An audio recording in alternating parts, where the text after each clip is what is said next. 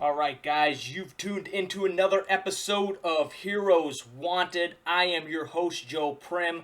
This podcast is for fathers to help them get unstuck and engage life with discipline and purpose. So I titled this episode, The Man. Let me move my notes out of the way so I can actually see what I'm writing. Man in the Mirror. So if you're listening to this podcast on audio, if you would like to check it out, I'm starting to record this podcast on video as well.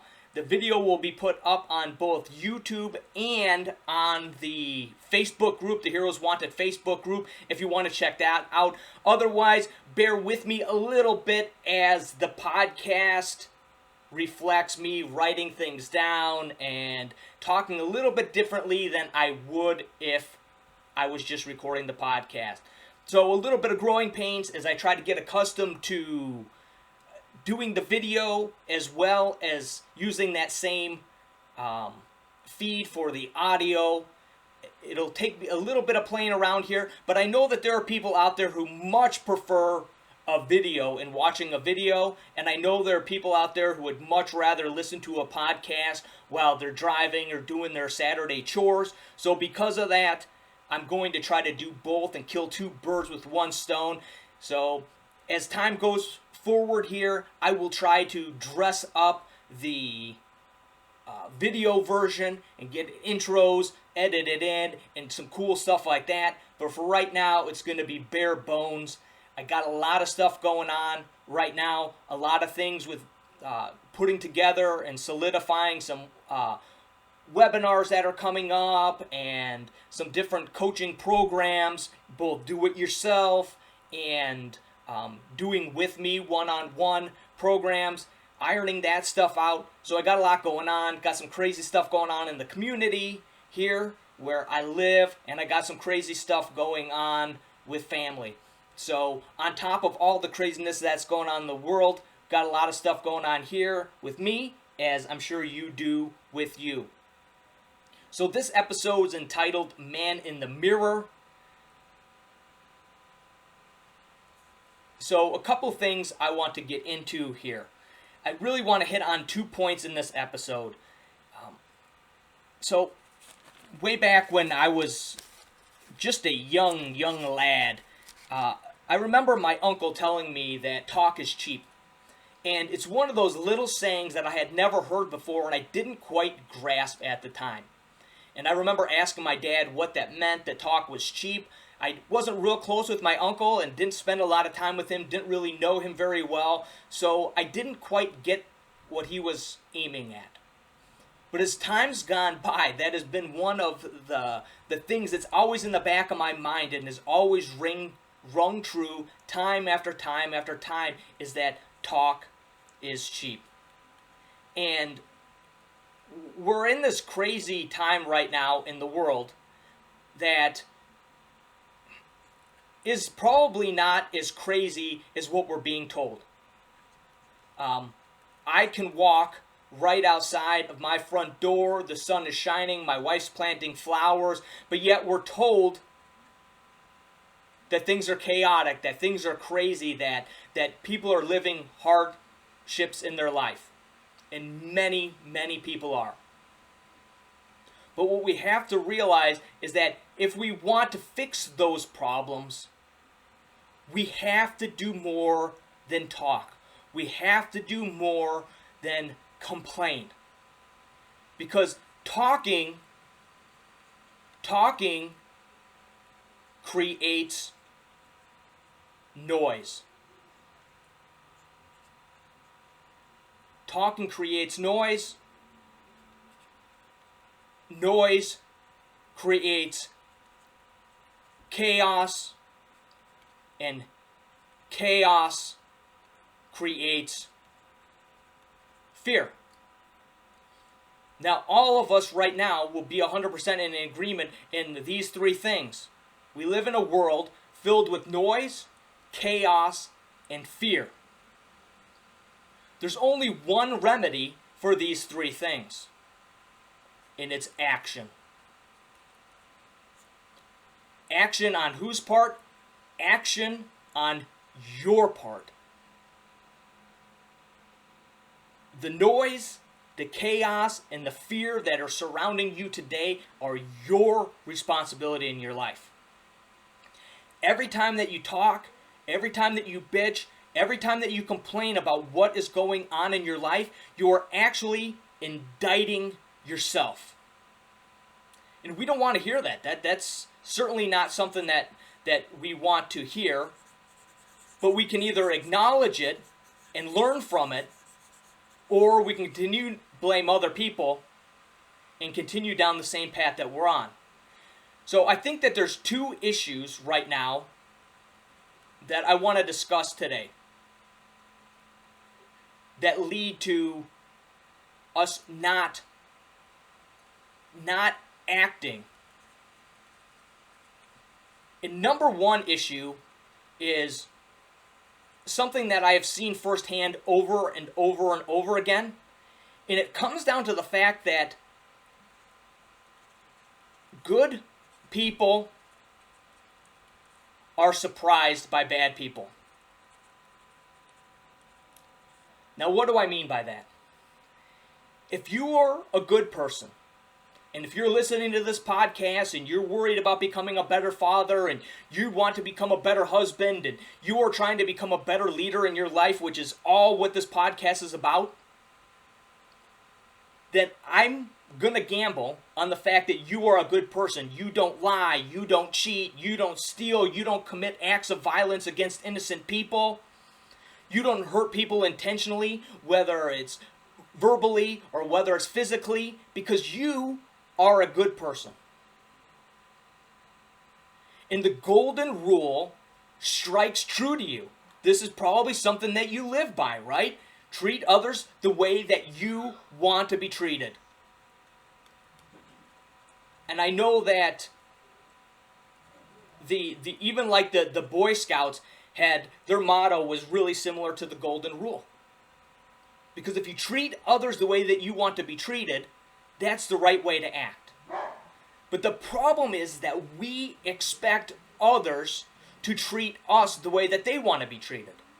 When in reality, this world is filled with liars and cheaters and those that have no intention of treating you well.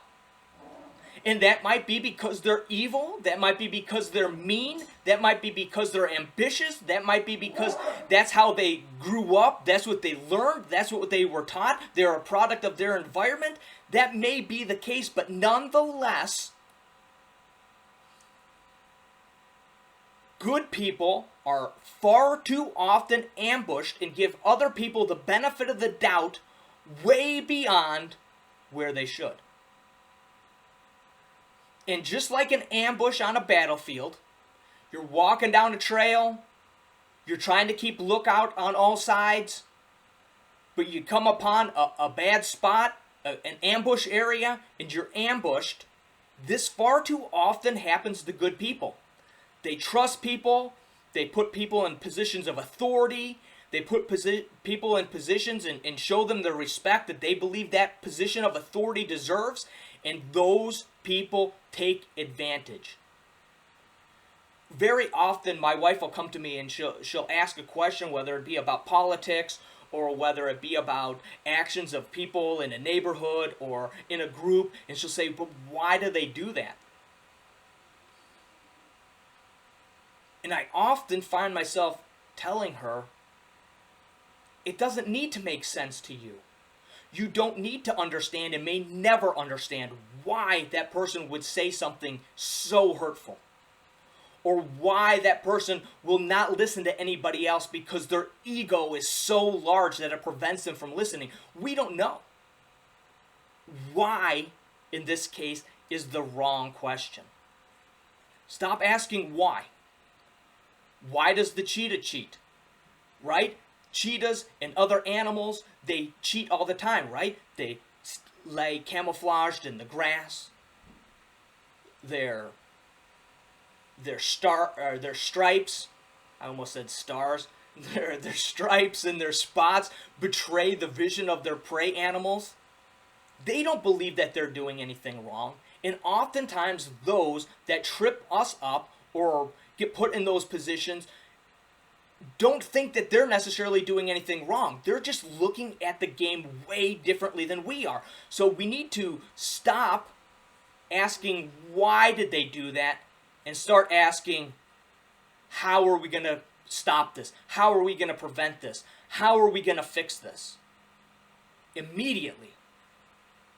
On the first sign that there's an issue, at the first sign that things aren't going the way that you think that they should go according to the rule that you live by, right? Instead of giving them excuses, instead of not accepting what you're seeing with your eyes and believing that it must be that you are saying something wrong or that you are hearing something wrong, instead of doing that, start to ask, how do we remedy this situation?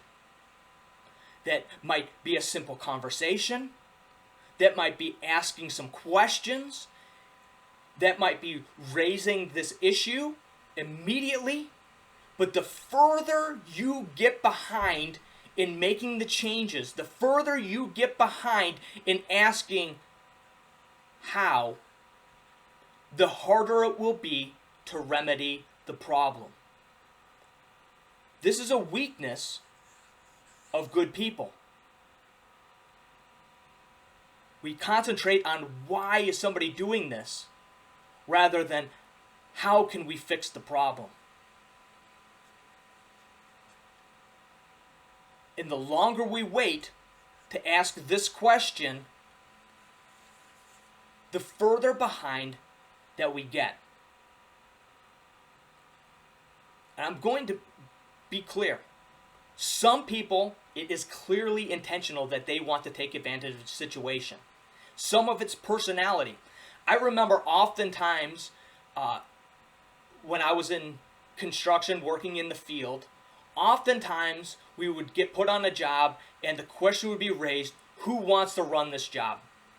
And I worked with a group of very, very competent, really good workers where anybody that I was working with had the ability to run the job. Running the job took a little bit more responsibility, a few more emails, being responsible maybe for timesheets, some things like that. But because of the competency and the strength of all those that were on the team, it took very little extra effort. But there was responsibility there. So inevitably, the good people would say no, because they did not want the extra responsibility. They did not want to have to tell other people what to do. So what would happen? Regularly, what would happen is the guy who liked controlling people, who wanted the power, who relished the power, who had strived to get to a position where they had the power, would not rise to the occasion.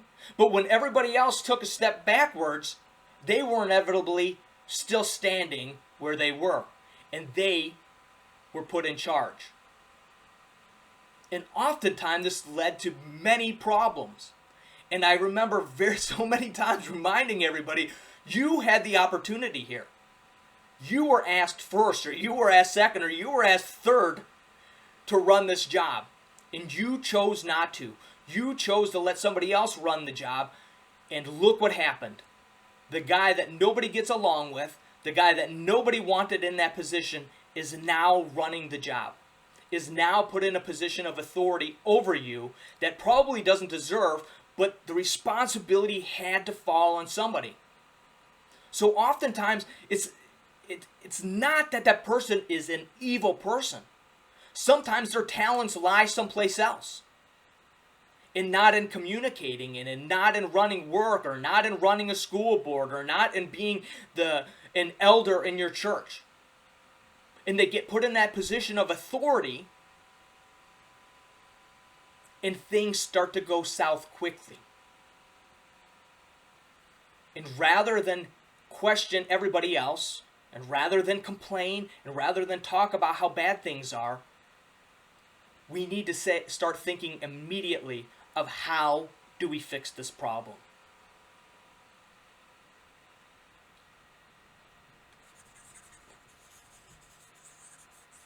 I'm going to try to get through these two really quickly here. Number two, issue number two.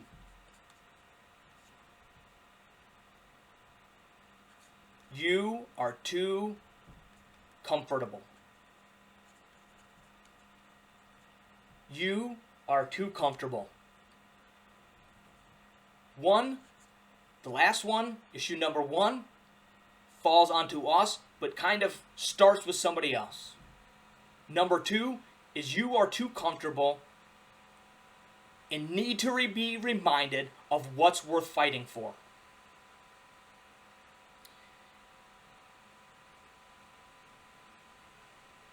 When you evaluate yourself, and I'm going to ask everybody after the podcast that I record, think through, am I talking about you? Am I talking about someone you know? But invariably, I want everybody to realize that I am talking to them in this podcast. Maybe it's not for them today. Maybe it's something a little bit different. But I want you to spend some time, just as I do, as I'm writing up my notes and I'm thinking this through myself. Are you too comfortable? Where you're at today, if you're having issues, wherever you're having issues, whatever it is that you're complaining about in your life, whether it be your local government, whether it be your school board, whether it be your church, whether it be in your own family, wherever it is, are you too comfortable to get involved?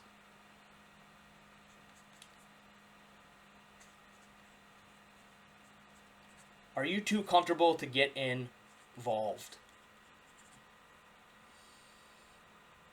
And then I want you to ask, how has this worked out so far? How, again, is this working? How is this working? Because either it is or it's not.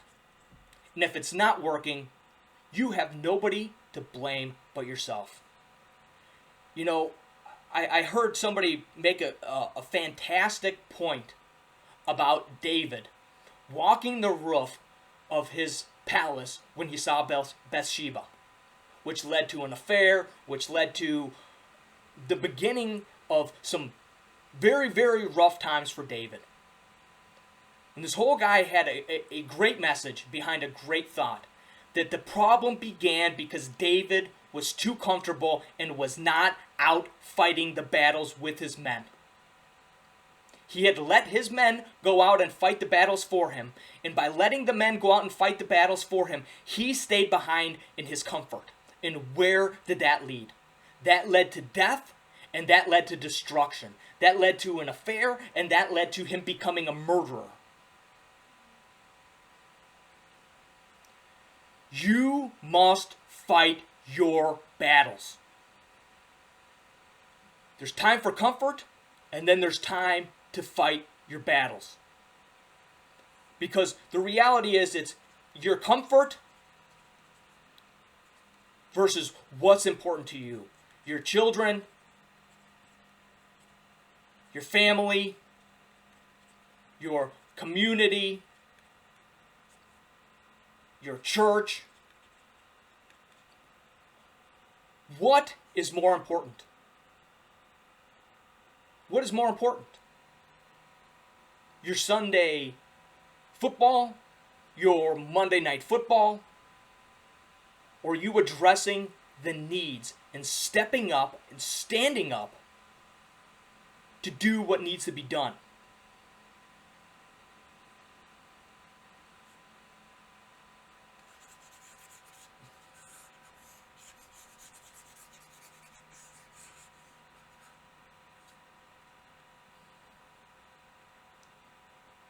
The reality is, nobody else is coming to save the day.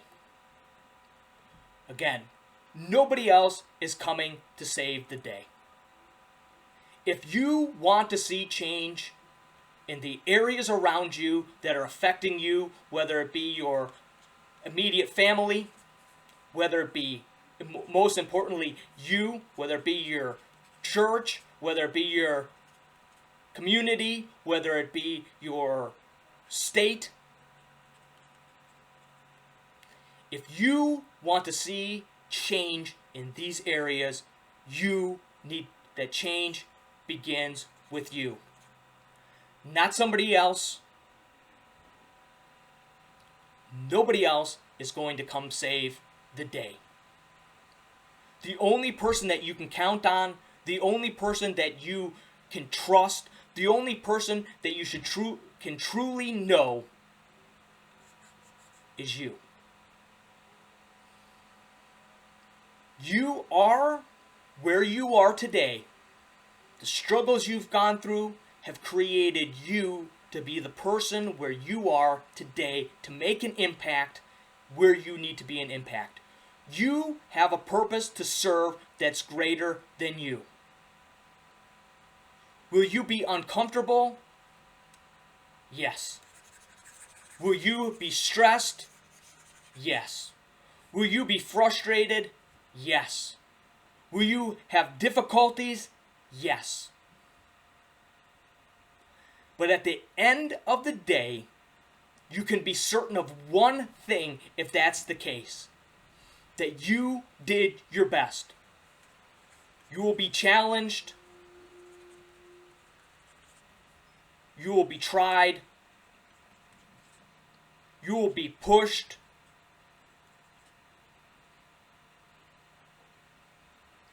But you know what these things do? They all make you stronger.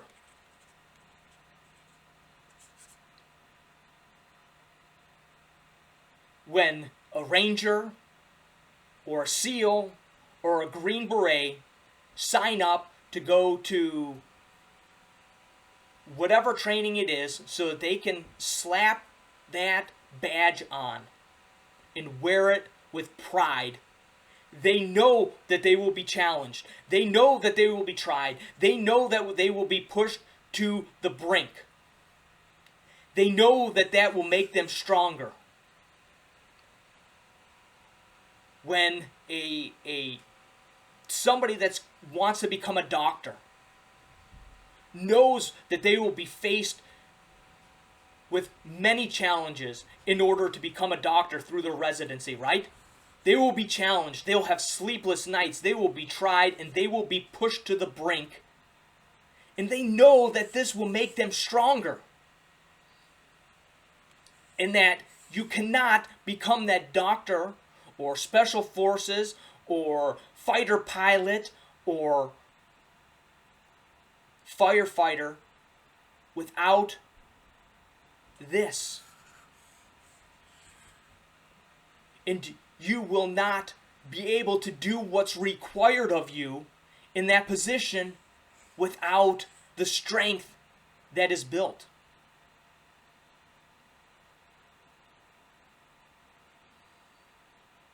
When you decide that you are going to work on you, when you decide that you are going to work on creating a better community, work on strengthening your church, work on strengthening your school board, when you make those decisions, you will go through those struggles, but they will make you stronger for the next one.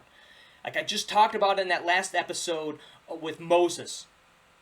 In the trials, I believe, with Pharaoh and the ups and downs and the constant no's prepared him for 40 years in the desert with the Hebrew people.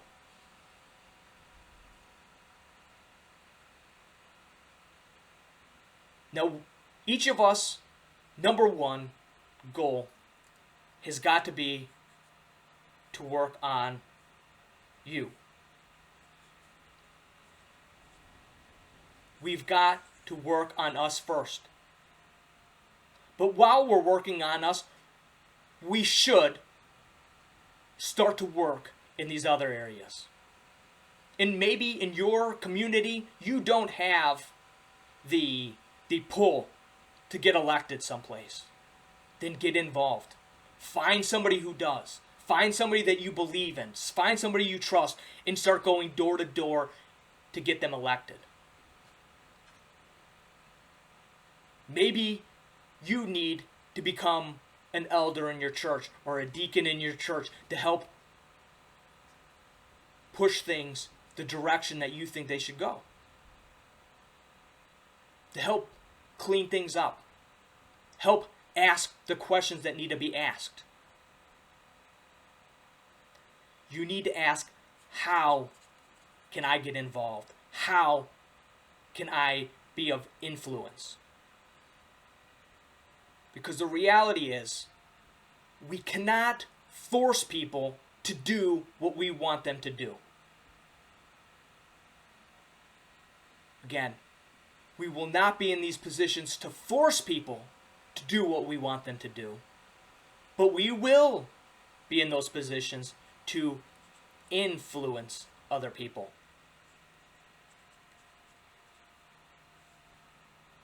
But if you are not in that position to influence others, then you cannot make any changes.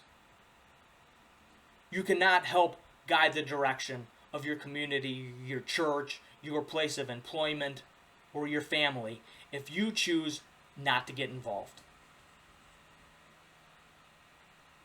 So the next time that you are complaining about something, the next time you don't like the way things are, stop asking why are things this way and start asking yourself, how can I make a difference? How can I be an advocate for change? How can I influence the situation? You see, I'm doing this podcast. I've been doing this podcast for a while. Wrote a book.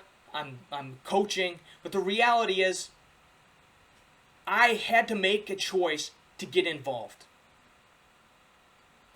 I saw a need. I saw a great need when I looked around me. When I looked around the church, when I looked around my neighborhood, when I looked around men's groups or the men that I was working with, I saw a tremendous need. And I'll be honest with you, at first I complained about it. At first I talked down about these people that were struggling. But then I quickly remembered that I was there myself. I struggled with who I was and what I was trying to do as a father, what it meant to be a husband and guide a family in a strong, empathetic way. And I had to make a choice to step outside of my comfort zone, being an introvert, and being happy just staying in the shadows and keeping my mouth shut. To make a choice to now, 5-6 years later, be doing video to post on Facebook. To have spent hundreds and hundreds of hours, hundreds and hundreds of dollars on this. Why? Because I believe in you. Because I believe in you. I don't want to force you to do anything. I want to influence you in a direction where you can make the impact on your community and on your church and on your family that you need to be making. And that is my desire for you. That is my reason for recording this podcast, for doing this stuff, for getting outside of my comfort zone, for doing this podcast when so many others are content to just sit by and watch things happen. Because I believe in you. I believe that one by one, as men, if we stand up, we can influence each other to make an impact. And by making an impact, we can make positive changes that influence family after family, church after church, community after community, and state after state to make a difference. There are so many crazy and corrupt things that are going on in our world today that are hard to believe. Hard to believe. Crazy stuff. And everybody is afraid to stand up. So many are afraid of the consequences of speaking out, of getting involved. But the question again, what is more valuable to you? Your comfort or your family? Your comfort or your community? Your comfort or your marriage? Your comfort or your church? What's more important to you? And the second question is, how can you make an impact? How can you make an impact? So let's wrap things up here. Dads, are you stuck? Are you feeling lost and frustrated and like you're lacking a purpose? Because I know I did. I was there. That was me. If I could guarantee to get you out of this rut and give you clarity and direction in your life, help you to feel confident in yourself and in the decisions that you make, and help you find a purpose, would you take me up on that offer? Here's how it works. You work with me one-on-one. We'll meet once a week on Zoom for 45 minutes for 12 weeks. I'll provide you with a personalized plan to get you unstuck and very clear on where you're going. Weekly video lessons so that you can learn what you need to do, and assignments to put into practice what you learn, and challenges to get you outside of your comfort zone where growth occurs and confidence is born. I'll even provide the required books, including my favorite book on leadership, an awesome leather-bound journal, field notebooks, and the supplies that you need delivered right to your door in the U.S. If you're outside of the U.S., we'll be creative. We'll figure out a way to get you what you need as well. Now, there will be effort and sacrifice involved because everything of value has a price. But I will be with you every step of the way with 24/7 support via text message so that I can help keep you on task. You will need to show up on time and prepared for the one-on-one calls, complete the lessons, challenges, and assignments, but don't worry. Where you see uncertainty right now in your life, I see your potential. I've been there and have experienced this journey myself firsthand. Now, what happens if you show up on time and prepared for the one-on-one calls, you complete the lessons, challenges, and assignments for the 12-week duration of the program, but you don't have clarity and direction in your life, and you still don't feel confident in yourself and your decisions, and you still don't have that purpose that you want? Then I'll keep coaching you for free until you do. There's absolutely no risk to you on not leveling up. This program isn't about change. It's not about evolution. It's about a new you. It's about uncovering the hero that is within you, but has been buried under years of lies, fear, and the expectations of other people. Sure, you can continue on doing nothing, and you know where that's led so far. You can do it yourself by reading countless books, by watching a bunch of YouTube videos. Be careful, cat videos are distracting. And listening to hours of podcasts, hoping that something clicks. But if you're serious about finally taking control of your life, dropping the excuses, and becoming the husband, father, and leader that you want to be, let's schedule a strategy call where we can design a plan and get you out of this rut and headed where you want to go. If that sounds good to you, you can email me at